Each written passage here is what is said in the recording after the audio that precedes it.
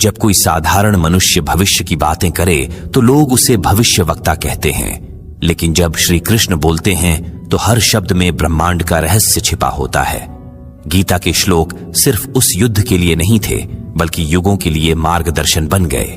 उन्होंने जो कहा वो केवल अर्जुन के लिए नहीं, हमारे आज और कल के लिए भी था। क्या वो शब्द वास्तव में एक दिव्य भविष्यवाणी थे? जब कृष्ण ने कहा यदा यदा ही धर्मस्य ग्लानिर्भवति भारत, तो वो केवल अर्जुन को प्रेरित नहीं कर रहे थे, वे आने वाले समय को चेतावनी दे रहे थे। क्या वो इशारा था कि जब भी धर्म डगमगाएगा तब कोई अवतार आएगा? क्या गीता में वे अपना पुनरागमन घोषित कर रहे थे?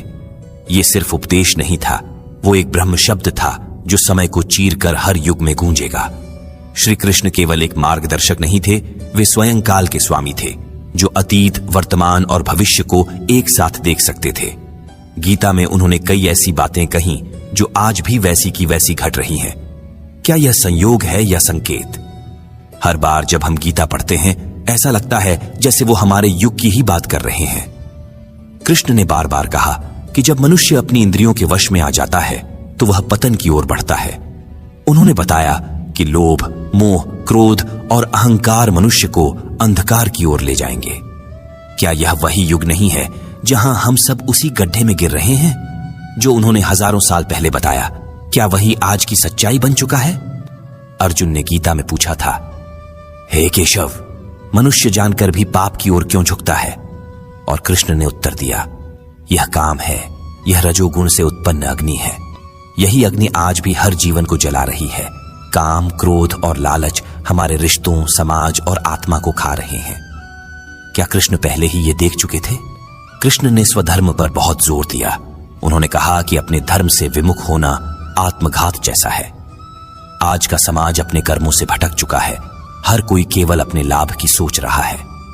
क्या यह वही स्थिति नहीं है जिसके लिए उन्होंने चेताया था? उनकी वाणी समय से परे थी, जो आज भी हमें मार्ग दिखा रही है। उन्होंने कहा था, जो मोह में बंधा रहेगा वह अंधकार में जाएगा। आज हम मोबाइल, सोशल मीडिया और भौतिक सुखों में इस कदर उलझ गए हैं कि आत्मा की आवाज तक सुनाई नहीं देती। कृष्ण ने पहले ही कहा था कि मोह ही सबसे बड़ा शत्रु होगा और मुक्ति का रास्ता केवल आत्मज्ञान से ही खुलेगा। इस पहले भाग की बातों से एक बात स्पष्ट होती है, गीता कोई पुराना ग्रंथ नहीं बल्कि हर युग का दर्पण है। कृष्ण की बातें केवल धर्म के नियम नहीं है, वो समय के उस पार की चेतावनी है। और यह तो बस शुरुआत है, गीता के असली रहस्य अब खुलने बाकी हैं। अगर कोई कहे कि गीता में कलयुग का पूरा वर्णन छिपा है तो क्या आप मानेंगे? लेकिन जब आप ध्यान से पढ़ते हैं तो कृष्ण हर उस युग की तस्वीर खींचते हैं जो धर्म से दूर होता चला जाएगा। उन्होंने कहा, जब अधर्म बढ़ेगा और सज्जन डरने लगेंगे तब मैं स्वयं आऊंगा। क्या उन्होंने कलयुग की परछाई पहले ही देख ली थी? गीता केवल अर्जुन के लिए नहीं थी, वो एक चेतावनी थी उन युगों के लिए जब धर्म पुस्तकों में रह जाएगा और आचरण से मिट जाएगा। कृष्ण ने कहा था, मैं हर युग में आता हूं। लेकिन क्या उन्होंने संकेत दिया कि कलयुग में वे किस रूप में आएंगे? क्या ये वो समय है जब पुनः कृष्ण स्मृति जागने वाली है? जब जब अधर्म बढ़ेगा मैं प्रकट होऊंगा। लेकिन उन्होंने ये नहीं कहा कि कैसे आएंगे, कब आएंगे। क्या वो इस रहस्य को हमारे विवेक पर छोड़ गए?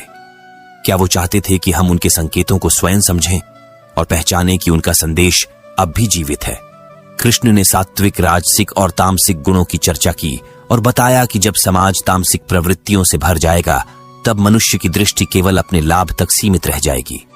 आज जब हर रिश्ते, हर धर्म और हर निर्णय स्वार्थ से चल रहा है, तो क्या हम उसी युग में नहीं हैं जिसकी चेतावनी उन्होंने दी थी? उन्होंने कहा था, जो केवल फल की इच्छा से कर्म करता है वह कभी शांति नहीं पाएगा। आज का युग परिणाम की भूख में जी रहा है। सब कुछ चाहिए,